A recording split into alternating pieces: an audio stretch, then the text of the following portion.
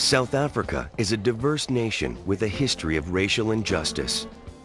From 1948 until 1989, the country's white minority government kept people of different races separated by a system called apartheid.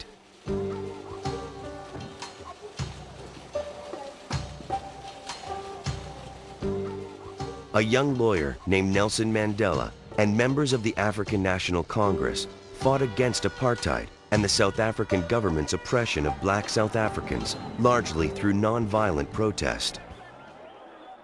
Instead of arming themselves, Mandela and other members of the African National Congress organized worker strikes and marches. They encouraged black South Africans to take part in acts of civil disobedience. Intended as peaceful demonstrations, they often became scenes of violence, especially when South African police tried to remove the protesters. Hoping to stop the marches, the government outlawed the African National Congress and began imprisoning its leaders. The conflict only worsened. There are many people who feel that it is useless and futile for us to continue talking peace and non-violence against a government whose reply is only savage attacks on an unarmed and defenseless people. In 1964, Nelson Mandela was arrested, tried, and condemned to life in prison for conspiracy to commit terrorist acts. He was sent to Robben Island prison, where guards beat and tortured their prisoners. Despite being in prison, Mandela and other African National Congress members continued their protest. Prisoners staged hunger strikes and work slowdowns. Their dream of freedom and equality never died. While Mandela and other African National Congress leaders protested in prison, young people continued to protest on the streets. The government considered each demonstration, each rock they threw, each class they missed, a crime against the state.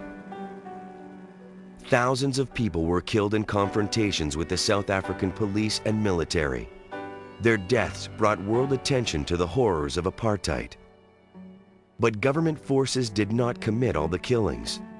A political feud between the African National Congress and its rival, the Inkatha Freedom Party, resulted in more violence.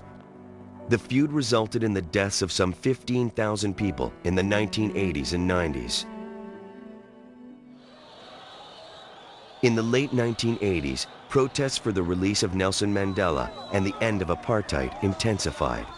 Still, the government chose to ignore the protesters. The escalation of violence led the government to order a state of emergency, which permitted policemen to use violence in confrontations with the African National Congress. But international awareness of the deadly struggle finally put pressure on the South African government. The United States, along with many other countries, imposed strict economic sanctions on South Africa. Foreign boycotts hurt the country's economy. Both blacks and whites suffered from South Africa's economic downturn. International outrage and economic pressure finally forced South Africa's white leadership to abandon apartheid.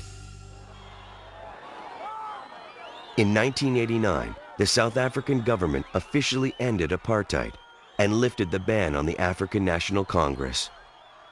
Soon after that, Nelson Mandela was released, ending 27 years of imprisonment. In 1994, the country held its first multiracial election and elected Nelson Mandela as its first black president. South Africa established a democratic government. It adopted a constitution that included a Bill of Rights.